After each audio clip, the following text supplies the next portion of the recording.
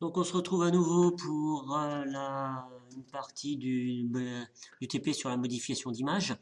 Et là maintenant on va voir la double boucle. Les doubles boucles qui sont ici. On va modifier X et Y. Quand vous faites un copier-coller, donc j'ai fait un copier-coller de mon programme, faites attention, ici il m'a fait un mauvais décalage. Donc pensez à bien refaire le décalage, ça va sûrement vous poser problème peut-être par la suite. Okay, donc ici. Donc je vais lancer et voir qu'est-ce qui se passe sur mon programme, sur mon fichier POM 5, et on va voir apparaître un carré. Alors maintenant, pourquoi un carré? Si on revient au programme, donc je vous mets une petite zone ici. Vous voyez que X ici va varier de 10 à 50. X va varier bien de 10 à 50 ici. 10 à 50. Ensuite, Y, pour chaque valeur de X, de 10 à 50, Y va prendre la valeur de 20 à 60. De 20 à 60. Donc c'est-à-dire que lorsqu'on va faire cette ligne-là, au début, donc je vais avoir X qui est égal à 10, donc je vais avoir 10, et ensuite Y va être égal à 20. Et comme il va me faire de 20 à 60, donc il va me faire un trait avec la coordonnée 10 ici, et ici qui va varier de 20 à 60. Donc résultat, je vais avoir un trait qui va être ici. Bon, il n'est pas très droit, mon trait. Bon, ensuite, dès que ma boucle for Y est finie, la boucle for X va passer de 10 à 11. Donc il va me refaire la même chose sur la coordonnée X de 11. Donc il va me redessiner un trait à la valeur 11 ici. Ensuite, il va passer à 12 et ainsi de suite. Donc résultat, il va me dessiner que des traits et c'est qui se donne, et ça donne cette impression en fin de compte de carré qui est complètement vert ici. Okay. Donc c'est comme ça qu'on va pouvoir travailler sur une zone complète.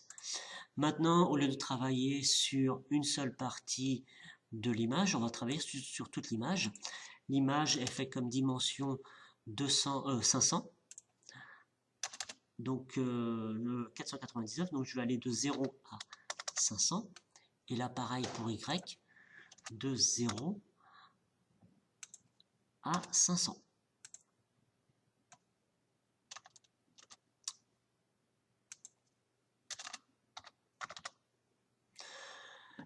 Donc si je laisse ici, en fin de compte sur toute mon image, je vais mettre des couleurs vertes.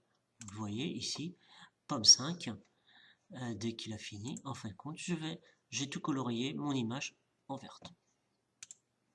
Maintenant, on va pouvoir modifier mon image POM d'origine avec, par exemple, je vais d'abord relire un pixel et ensuite je vais le modifier.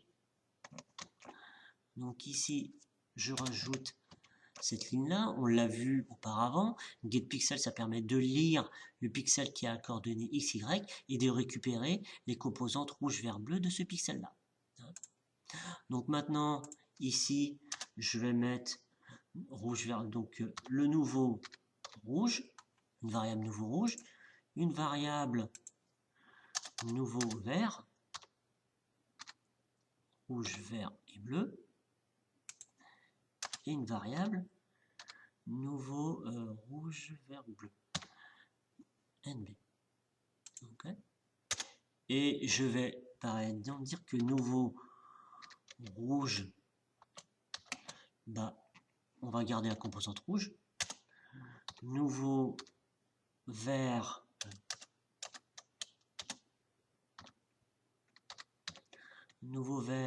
je vais lui mettre 0. Donc je ne vais pas mettre de composante rouge. Et nouveau bleu, je vais lui mettre là, par exemple la composante 0. Donc c'est à dire que sur mon image, je lis mon image, tous les pixels, et je remets le pixel au même endroit, parce que c'est la même coordonnée XY, mais je remets que la composante rouge de mon pixel. Les autres reste à à 0. Donc vous allez voir le résultat, c'est comme si en fin de compte j'appliquais sur mon image un filtre rouge. Et voyez, ma pomme est comme si j'avais mis devant mes yeux un filtre rouge avant de voir ma pomme.